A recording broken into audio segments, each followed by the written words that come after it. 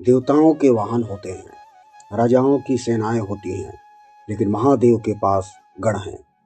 और ये गण कोई साधारण अनुचर नहीं, ये वह शक्तियां हैं जिन्हें देखकर देवता भी मौन हो जाते हैं, जिन्हें समझना मानव बुद्धि के बाहर है। ये न स्वर्ग के हैं, न मृत्यु लोक के, न पाताल लोक के, ये शिवलोक के अघोषित सैनिक है। आज हम उस रहस्य से पर्दा उठाने जा रहे हैं जिसे सदियों तक छुपाया गया, जिस पर किसी ग्रंथ ने खुलकर नहीं लिखा, जिसे केवल तांत्रिक, अघोरी और साधक जानते हैं। आज हम जानेंगे शिव जी के गण कौन है और क्यों दुनिया उनसे डरती है। गण शब्द का खौफनाक अर्थ। गण का अर्थ केवल समूह नहीं, गण का मतलब है वह समस्त शक्ति जो समाज से बाहर कर दी गई हो, जो बदसूरत हो, जो डरावना हो, जो मर चुका हो पर जिंदा हो, जो देव नहीं पर असुर भी नहीं, जो मनुष्य से आगे निकल गया हो। और शिव इन सब के राजा हैं, इसलिए उन्हें कहते हैं गणाधिपति, यानी गणों के अधिपति। शिव जी गणों को क्यों अपनाते हैं? आपने देखा होगा, देवता सुंदर होते हैं, इंद्र चमकता है, विष्णु शोभित होते हैं, ब्रह्मा तेज से दमकते हैं, लेकिन शिव शमशान में रहते हैं, भस्म लगाते हैं, मुंडमाला पहनते हैं, भूतों के साथ हंसते हैं। क्योंकि शिव उन सबको अपनाते हैं जिसे दुनिया ठुकरा देती है। इसलिए शिव का दरबार भरा रहता है भूतों से, प्रेतों से, पिशाचों से, अघोरियों से, वनवासियों से, बदनाम आत्माओं से, और यही बनते हैं शिव के गण। पहला गण है नंदी। शिव के दरबार में प्रथम प्रवेश का अधिकारी नंदी। नंदी केवल बैल नहीं, नंदी शिव की मौन साधना है, शिव का धैर्य है, शिव का विवेक है। कहा जाता है जो नंदी के कान में इच्छा कहे वह शिव के हृदय तक पहुंचती है। नंदी किसी को रोकता नहीं पर सत रखता है। पहले अहंकार उतारो, फिर दरबार में प्रवेश करो। वीरभद्र, क्रोध का रूप। दूसरा अवतार। जब शिव का मौन टूटता है तो जन्म लेता है वीरभद्र। दक्ष यज्ञ जहां शिव का अपमान हुआ, जहां सती ने देह त्यागी और शिव का क्रोध फटा, धरती कांपी, स्वर्ग डोल उठा और वीरभद्र उत्पन्न हुआ। वीरभद्र न युद्ध करते हैं, वीरभद्र अहंकार का वध करते हैं।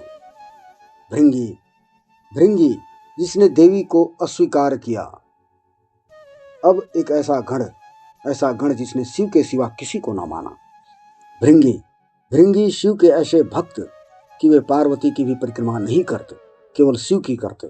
पार्वती जी रूठ गईं। शिव बोले, भक्ति अगर पूर्ण हो तो परीक्षाएं भी पूर्ण होती है। पार्वती ने भृंगी के देह से रस छीन लिया, देह गल गई, हड्डी बची, लेकिन भक्ति वह अब शिव से लिपटी रही।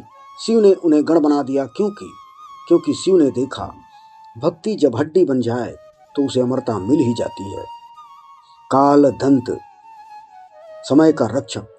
शिव के गण में है काल दंत, एक ऐसा गण जो भूत, भविष्य और वर्तमान का स्वामी है। काल दंत जिसके दांत काल की घड़ी है। काल दंत जब चलता है तो समय पीछे हटता है, इसलिए शिव के पास काल भी सिर झुकाता है। घंटा कर्ण, शिव के गण में घंटा कर्ण जिनका स्वर ही तंत्र है, एक ऐसा गण जिनके कान में कुंडल नहीं घंटियां हैं।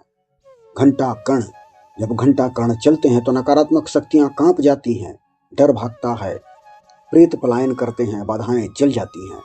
घंटा कर्ण कहते हैं मैं शोर हूं पर भीतर सन्नाटा देता हूं। क्या गण अजगर हैं, राक्षस हैं या देव? यह प्रश्न हमेशा उठता है। तो प्रश्न है नहीं, गण इन सब का मिश्रण है।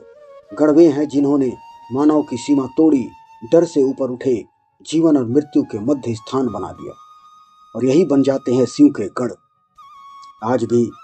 आज भी धरती पर शिवगण हैं। पुराण कहते हैं कि जब काशी हिमालय बन जाती है तो गण उतरते हैं। काशी, केदारनाथ, तिब्बत, मेघालय, इन स्थानों पर आज भी रहस्यमयी छायाएं दिखती हैं। अघोरी बताते हैं जो डर गया वह बच गया, और जो जिज्ञासा में गया वह शिव का हो गया। शिव ने स्वयं गण का रूप लिया। एक रहस्य है जो शास्त्र में नहीं, साधकों की आंखों में दिखती है। कहा जाता है शिव स्वयं गण बनकर धरती पर आते हैं और धरती पर आकर कभी अघोरी, कभी भिक्षुक, कभी पागल, ताकि मनुष्य उन्हें पहचान न सके और अपने दिल को खोल सके। गण डर नहीं दीक्षा है। अगर तुम गण से डरते हो तो समझो अभी शिव से मिलना बाकी है। अगर तुम गण से जुड़ते हो तो समझो भय समाप्त, और अगर तुम शिव से जुड़ गए तो समझो मृत्यु भी तुम्हारी शरण है। जो शमशान में हंसता है वही शिव है, जो मौत में जीवन खोज ले वही गण है। हर हर महादेव।